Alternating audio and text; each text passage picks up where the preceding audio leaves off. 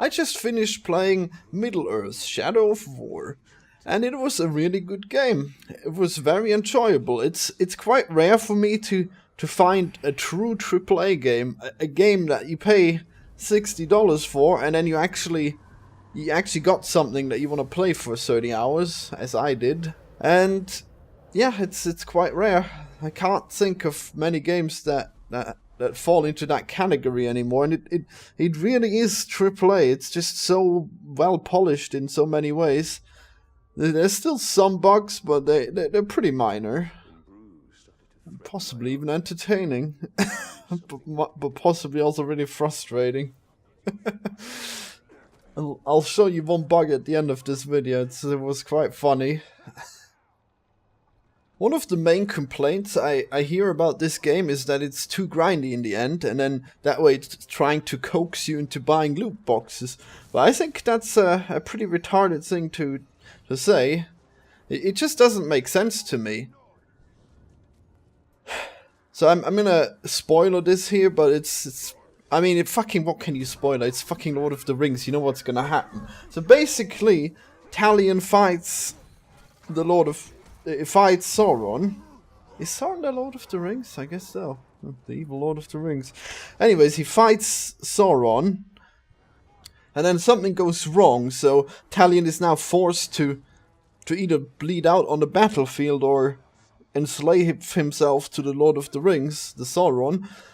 And he does that by becoming basically a ring wraith. But instead of blindly following Sauron, he manages to fight him back, and the game from there on is basically just fighting against overwhelming odds that are Sauron.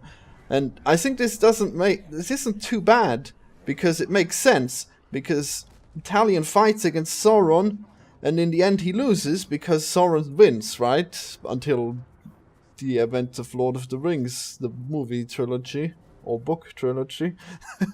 So basically it's a losing fight, right? You'd have to be a fool to think that, oh, there's this great story that's gonna continue, and then, well, I mean, I don't know, maybe not that much of a fool. Apparently there's DLCs and they actually continue the story a little bit more, but there's not gonna be anything else, is there? I don't know. I guess there could be. I think the movie, the game has a decent send-off.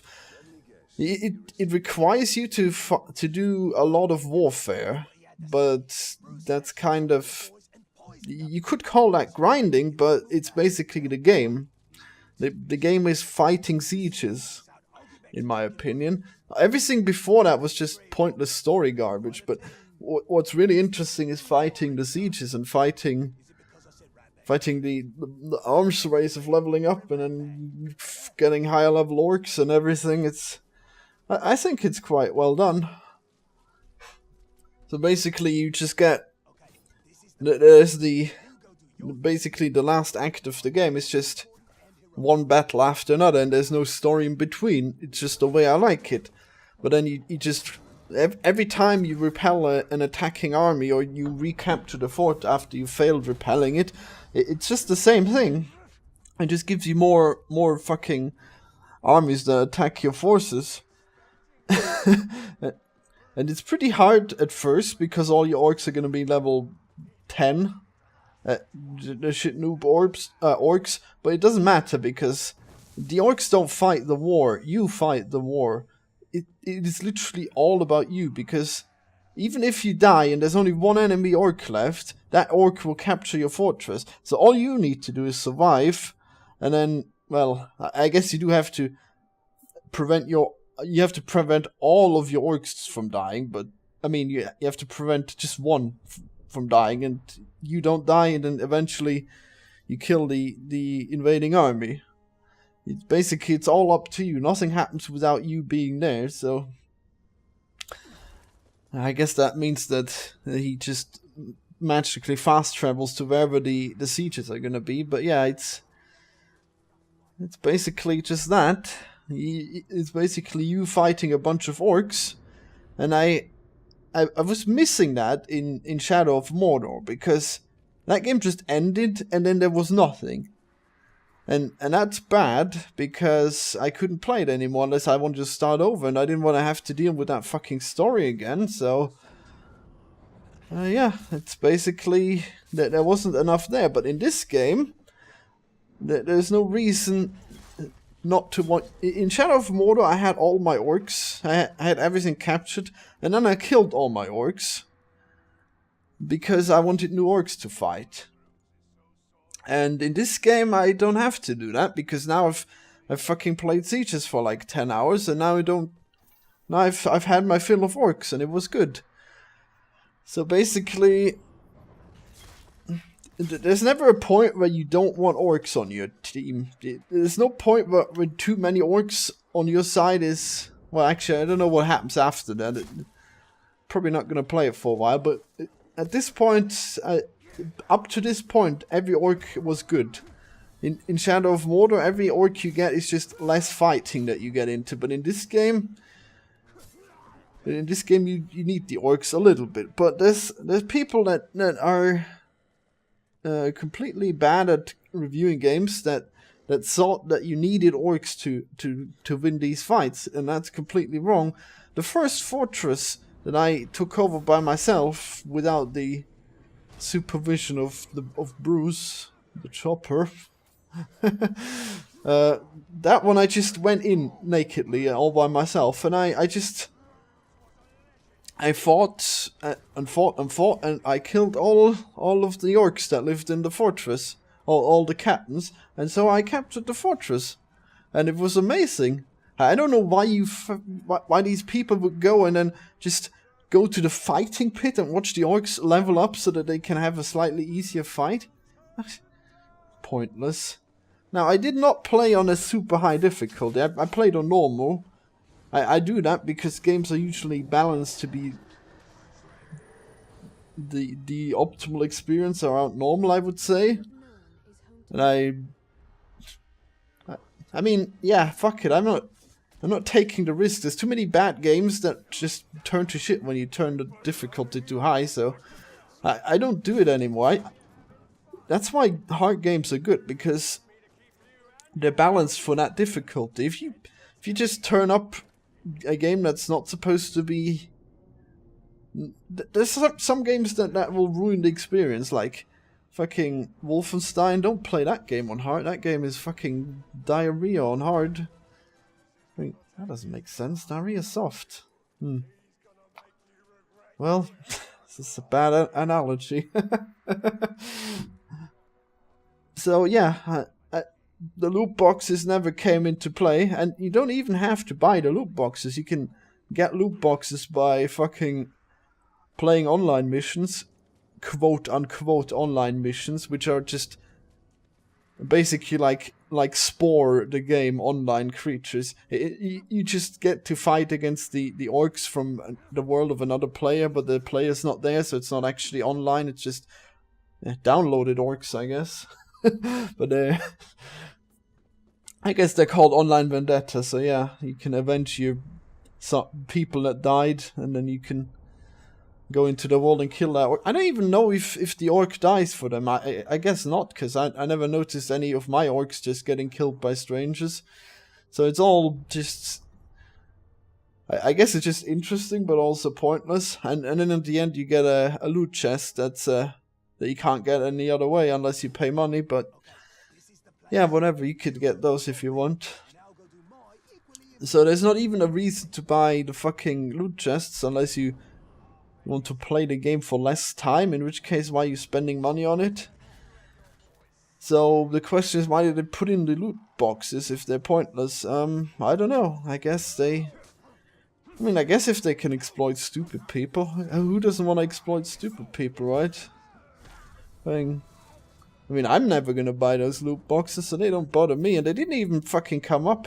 It never asked me to fucking get the loot box. In fact, it gave me some of them for free for doing stuff. So, yeah, no, fucking...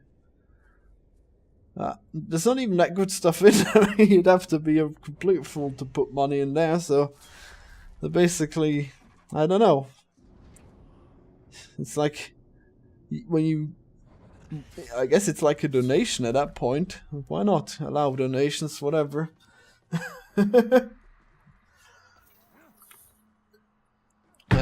Saying that, I probably won't put egregious loot boxes in my games ever, but who knows, I might. So anyways, Shadow of War, fucking amazing game. It's so unique and amazing. I can't wait for... Is it gonna happen? Is Shadow of Mordor gonna become a genre like Dark Souls? Because I sure hope so. Even though the Dark Souls clones, they're not amazing, but they're better than regular hack and slash games.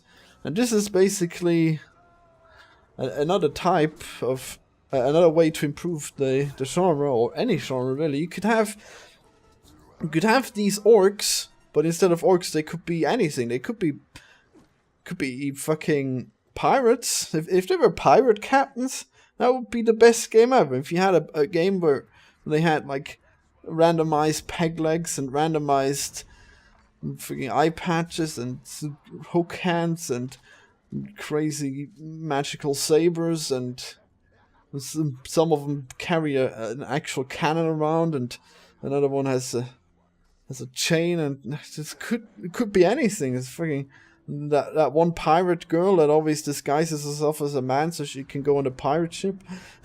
The amount of fucking possibilities for a pirate game that's like Shadow of War would be endless. I wish games like that would happen, or anything really. I guess could be. I'm thinking of Knights here, but then again, this is basically medieval, so it's kind of like Knights. I guess it could be like a... Well, I'm thinking of Berserk now, and that's basically... It's basically the fucking Japanese version of Lord of the Rings, so it's not really any different. I guess that would just be demons that look more like humans and less like green hulks, but yeah. Whatever. There's many possibilities. I can't think of any more right now, but yeah, there's fucking make more games like this. It'll be great. And yeah, I mean, I guess the loot boxes weren't the best choice in game design, but they don't affect it in any bad way for me, because I wanted to play the game, and I already get all... I mean, I don't even get it, these loot boxes. The value of what they give you, it's zero, because you fucking kill an orc and he gives you a fucking legendary weapon. It happens all the time. Why would you go to a chest that has like a legendary armor set? Or it's probably not even going to be a complete set. I don't get the point. It's a very pointless feature, I suppose. And the fact that there was a controversy about it is even more retarded, because it doesn't even matter. It's just... I'm at a loss of words. Alright, well, I guess I've... Is there nothing else I would talk about in this game other than that? No, I guess those are the two things. This loot box... Oh, well, I guess the movement controls are terrible. Fucking... really weird. The controls in general are kind of console retarded, if you know what I mean. Because they... Is it? Yeah, surely it's for consoles, right? I think gamepad retarded is what I mean.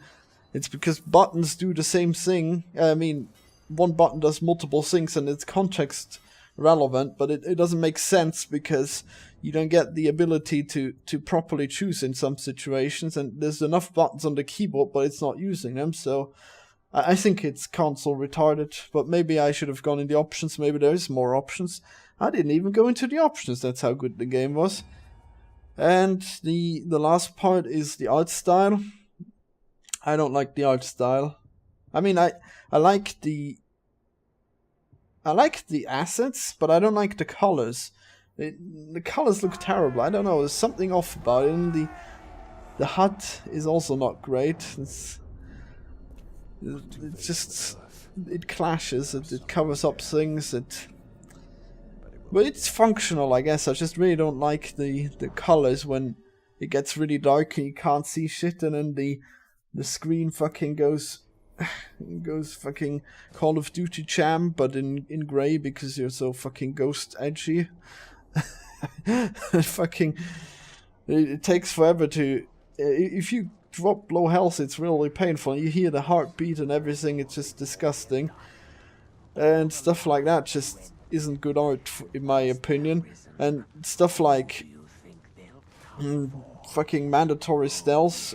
I mean, now you don't really have to stealth, but the thing is that you can't turn off the stealth feature. I don't think. I tried, I couldn't find a way to turn off. Every once in a while it just pops up with that white ghost that tells you, oh, this is where you've been seen last. And no, fucking no, turn that bullshit off. Especially when I'm standing right on it. Why? Why would you... So many times I was spooked by this fucking weird ghost popping up on top of me. It's so fucking weird. Well, yeah, these are just nitpicks. It's a really good game. It's one of the rare games that actually worth $60. I don't know why they charge more than that, but alright, I guess I'm not gonna get to play the DLC, because I'm making the statement that I'm not gonna buy DLCs in €60 games. Oh wait, I bought one for Dark Souls. Shit, what do I do? What, do I have morals? Do I have standards? I don't even know.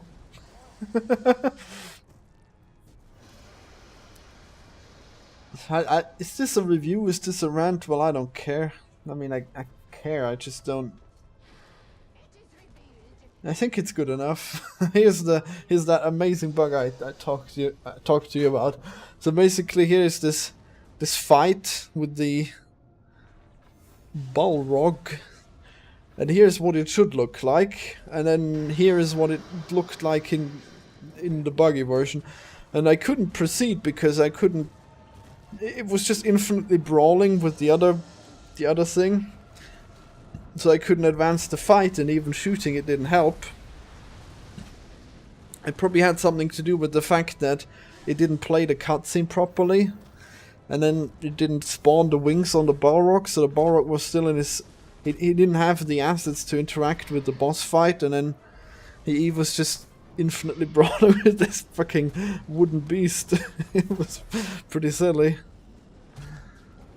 What was supposed to happen was that this scene was gonna take like half a minute. You shoot him in the back twice and he runs off and you go after him, but nope, not. Fucking, it wouldn't fuck off until I restarted the game. Alright, well, subscribe for more game reviews and such. Goodbye.